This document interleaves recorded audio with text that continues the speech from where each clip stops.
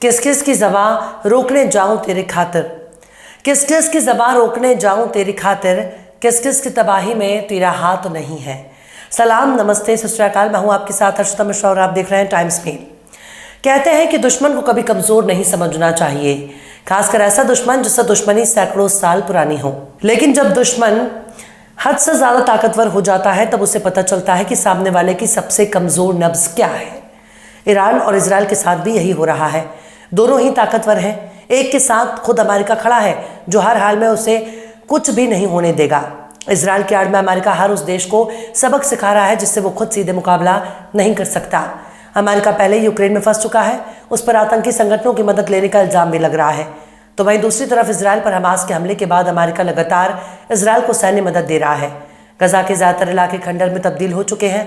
बड़े बड़े मुस्लिम देश केवल नथुने फुलाते रह गए, खासकर अरब के तमाम देश केवल गाल बजाकर शांत हो गए।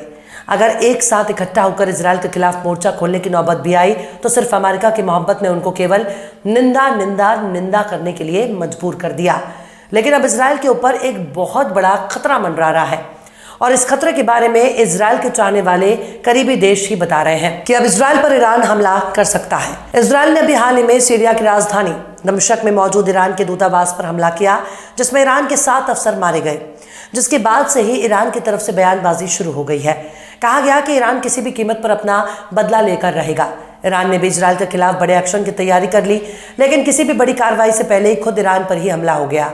जुमेरात की बिल्कुल सुबह सुबह जिस वक्त हिंदुस्तान में सहरी की तैयारी चल रही थी, ठीक उसी वक्त ईरान ने बड़े बड़े आतंकी हमले होते हैं।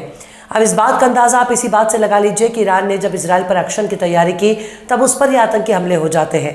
मतलब आतंकी इस फिराक में बैठे थे कि जब उनके आकाओं की तरफ से इशारा दिया जाएगा वैसे ही वो एक हमले को अंजाम देंगे। ठीक वैसे ही जैसे यूक्रेन को पश्चिमी मदद मिलने के बाद भी जब रूस का कुछ नहीं बिगड़ा तब रूस पर आतंकी हमला होता है।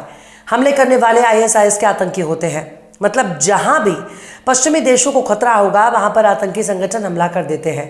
या तो पश्चिमी देशों ने इन आतंकी संगठनों को अपने दुश्मन देशों के मुकाबले के लिए खड़ा कर रखा है, या फिर ये कोई आतंकी संगठन ही नहीं बल्कि दुश्मन देशों की खुफिया एजेंसी है जो इन आतंकी हमलों को अंजाम दे रही है। लेकिन जुमेरात की सुबह हुए इस ताज़ा हमले से ईरान बिल्कुल दहल गया है। सबसे हैरान करने वाली बात यह है कि हमला करने वाले संगठन का नाम जैश अल अदल बताया जा रहा है। बलूच ग्रुप जैश अल अदल ने पाकिस्तान की सीमा से सटे ईरान रिवॉल्यूशनरी गार्ड्स IRGC के हथियार डिपो और पुलिस स्टेशन पर हमला किया है। सिस्तान और बलूचिस्तान सूबे के डिप्टी गवर्नर ने बताया कि ईरान के चाबहार और रस्क में IGRC के बेस और पुलिस स्टेशन पर हमले किए गए हैं। जैश अल अदल ने इस हमले की जिम्मेदारी ली है। इस दौरान ईरान सिक्योरिटी फोर्सेस के 3 सैनिकों की मौत हुई है। वहीं जैश अल अदल ने दावा किया कि इस हमले में अब तक दर्जन भर लोगों की मौत हो चुकी है। चाबहार के एक पुलिस स्टेशन पर भी हमला किया गया जिसमें पुलिस के एक डिप्टी इंस्पेक्टर की मौत हो गई। हमले में कई हमलावर भी मारे गए हैं और घायल हुए हैं। साल 2012 में बने जैश अल अदल को ब्लैक लिस्ट किया जा चुका है। उसने इस हमले की जिम्मेदारी भी ले ली है। सबसे गौर करने वाली बात यह है कि हमला दमिश्क में ईरान के कौंसुलर एनेक्स पर एयर स्ट्राइक के लगभग 48 घंटे के बाद हुआ है, जब ईरान ने इजराइल के खिलाफ एक्शन की तैयारी कर रहा था। ईरान के डिप्टी गृह मंत्री माजिद मीर हमादी ने बताया कि चाबहार और रस्क में IRGC के हेडक्वार्टर पर आतंकी कब्जे की प्लानिंग में थे, लेकिन वो ऐसा करने में नाकाम रहे। उन्होंने कहा कि IRGC के हेडक्वार्टर के आसपास से आतंकी लगातार अंधाधुंध फायरिंग कर रहे थे। जानकारी के लिए आपको बता दें कि IRGC ईरान की सेना की यूनिट है जिसके सिस्तान बलूचिस्तान में कई बेस हैं। ये इलाका पाकिस्तान और अफगानिस्तान की सीमा से सटा हुआ है। जैश अल अदल के पास तकरीबन 600 आतंकी हैं। ये संगठन बड़े पैमाने पर पाकिस्तान में ऑपरेट होता है। अमेरिका और ईरान दोनों ही इस संगठन को आतंकी मानते हैं। बीते साल दक्षिण पूर्वी प्रांत सिस्तान बलूचिस्तान के एक पुलिस स्टेशन पर रात को हुए हमले में कम से कम 11 ईरानी पुलिस अधिकारी मारे गए थे। ईरान ने इस घटना के लिए जैश अल अदल को दोषी ठहराया था। अमेरिका के डायरेक्टर ऑफ नेशनल इंटेलिजेंस के मुताबिक जैश अल अदल ने 2013 से ईरान की सीमावर्ती पुलिस और सेना पर लगातार कई हमले किए हैं। ये संगठन सरकारी अधिकारियों और नागरिकों की हत्या, अपहरण, हिट एंड रन और रेड जैसी गतिविधियों में शामिल रहा। इस संगठन ने 2013 में पहली बार तब सुर्खियां बटोरी थी जब इसने ईरान के 14 सुरक्षा कर्मियों की हत्या कर दी थी। इसके बाद ईरान सरकार ने कुछ बलूच कैदियों के लिए फांसी की सजा का ऐलान किया था। इस हमले के अगले ही दिन ईरान ने कई कैदियों को फांसी की सजा भी दे दी थी। पर सवाल अभी भी अपनी जगह पर हमला करने वाले और हमले का सामना करने वाले दोनों ही आपस में लड़ रहे हैं, वो भी ऐसे वक्त में गजा में इलाके के इलाके साफ हो गए। एक तरफ ईरान ने इजराइल को चेतावनी जारी की और वहीं दूसरी तरफ ईरान में हमले होने लगते हैं।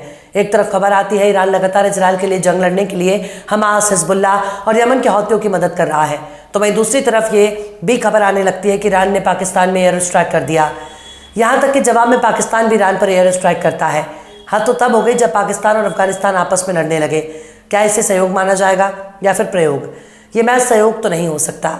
सबसे हैरान करने वाली बात यह है कि ईरान के बड़े बड़े कमांडर मिडिल ईस्ट में आतंकियों से मुकाबला करते हुए अमेरिका के हमले में मारे गए। ईरानी कमांडर कासिम सुलेमानी को कुछ साल पहले इराक में मार दिया। हमला करने वाला कोई और नहीं बल्कि अमेरिका था। उस वक्त ट्रंप ने अपनी छाती चौड़ी करके कहा था कि हमने कासिम सुलेमानी को मार दिया, लेकिन कासिम सुलेमानी था कौन? कासिम सुलेमानी वो ईरान कमांडर थे जिन्होंने ISIS के खिलाफ इराक, सीरिया में मिलिट्री ऑपरेशन कर रहे थे और इतने खूंखार आतंकी संगठन को चुन चुन कर खत्म करने वाले कासिम सुलेमानी को ही अमेरिका मार देता है। इसका तो यही मतलब है कि अमेरिका नहीं चाहता था कि ISIS को कोई नुकसान होना चाहिए, लेकिन कासिम सुलेमानी बार बार उनके रास्ते में आ रहा था, जिसे हटाना अमेरिका के लिए बहुत जरूरी बन गया था। सीरिया में ईरान के राजदूत ने कहा कि उस हमले में IRGC के 7 और सीरिया के 6 नागरिक समेत कुल 13 लोग मारे गए हैं। मारे गए लोगों में ब्रिगेडियर जनरल मोहम्मद रजा जाहिदी भी थे। वे IRGC की विदेशी शाखा कुद्दस फोर्स के एक खास आदमी थे। ईरान और सीरिया ने इस हमले के लिए इजराइल को जिम्मेदार ठहरा रहे थे। 63 साल के जाहिदी रिवॉल्यूशनरी गार्ड्स के विदेशी ऑपरेशन ब्रांच कुद्दस फोर्स में एक वरिष्ठ अधिकारी थे और उन्होंने 2008 और 2016 के बीच लेबनान और सीरिया में कमांडर के रूप में काम किया। हालांकि इस हमले के बाद ही ईरान ने कहा कि वो इस हमले को अंजाम देने वालों को जवाब देने का हक रखता है, लेकिन ईरान के भीतर हालात को देखकर यही सवाल उठ रहा है कि जब ईरान अपने घर की सुरक्षा नहीं कर सकता तो फिर इजराइल के खिलाफ कैसे जंग लड़ेगा? शायद ईरान को गजा और इजराइल से दूर रखने के लिए ही घरेलू खतरों में उलझाया जा रहा है, जिससे उबर पाना अभी ईरान के लिए बहुत मुश्किल है। लेकिन इतना तो तय है कि आतंकियों को पैदा करने वाले कौन लोग हैं।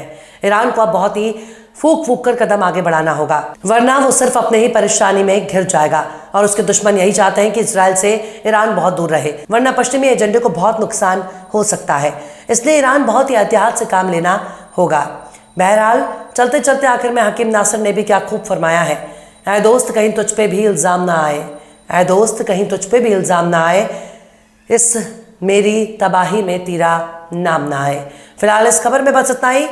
इस खबर को आप हमारे साथी शम्स तबरेज की कलम से सुन रहे थे। आपको कैसा लगा कमेंट बॉक्स में आप जरूर बताइएगा। वीडियो पसंद आए तो लाइक करें। हमारे वीडियो को डाउनलोड करके सोशल मीडिया पर अपलोड करने पर यूट्यूब और फेसबुक आपको ऑटोमेटिक कॉपीराइट स्ट्राइक भेजकर यूट्यूब चैनल और फेसबुक को बंद कर सकता है।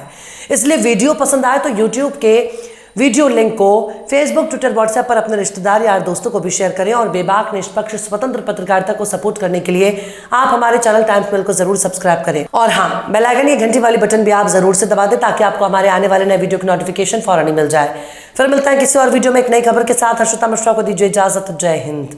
अगर अभी तक आपने हमारे चैनल टाइम्स मेल को सब्सक्राइब नहीं किया है तो जल्दी से सब्सक्राइब कर दें और बेल आइकन भी प्रेस कर दें।